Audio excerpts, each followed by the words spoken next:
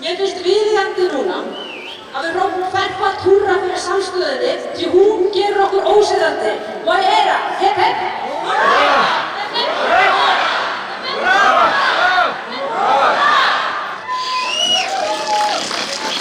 Og ástæðan fyrir þessari breiðu samstöðu sú að við getum ekki náð fram alvöru kerfisbreytingum á Íslandi nema við klárum verkið sem við hófum með búsáhaldabyltingunni.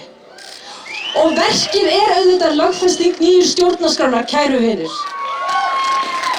Stjórnarskráin sem segir að auðlindir þjóðarinnar skulu nýttar með sjálfbærum hætti og gegn fullu verði, sem þýðir að loksins fær þjóðin arðinn af sinni auðlind í sína sameiginlegu sjóði en ekki einhverjar örfáar útvaldar fjölskyldur á Íslandi. Og bara til að sjá alveg á hreinu hvað þetta fámennur hópur útgerðarmanna, að þá 90 manna hópur sem fær 70% af auðlindarentunni fyrir íslenska fiskistofninn. Þetta 90 manna hópur, þetta eru 20 fyrirtæki. Ég 3 barna móðir og atvinnuaktivisti með geðröskun. Ég hef nóg að gera.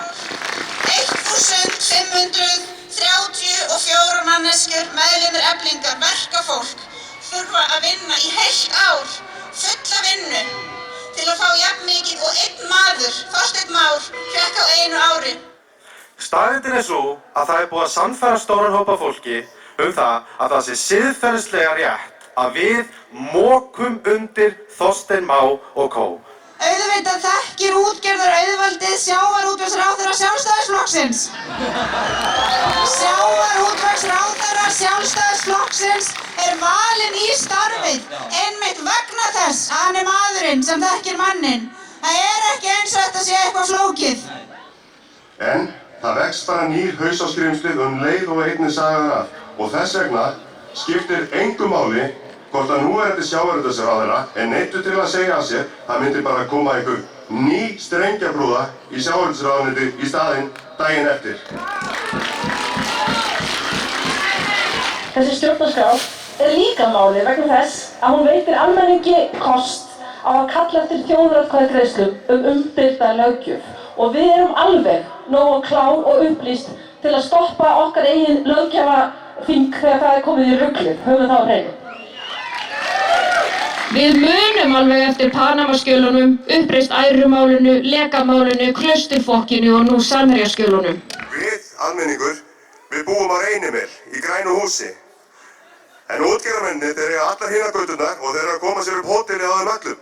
Græðgi aldrei mettuð og græðgi ekki góð þó að hólmsteinar þessa lands hafi sannfært á gröfða og þó að fjármálaráðherra þessa lands hafi verið alinn upp við það af ótrúlegu kúltúrsleysi að það sé einhvers konar samhengi milli þess að vera gráðugur og metnaðarfullur, þá græðgi ekki góð.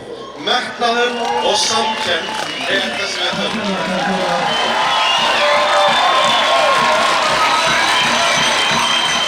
Við krefjumst þess að sjávarútvegsráðherra segi tafarlaust af sér embætti.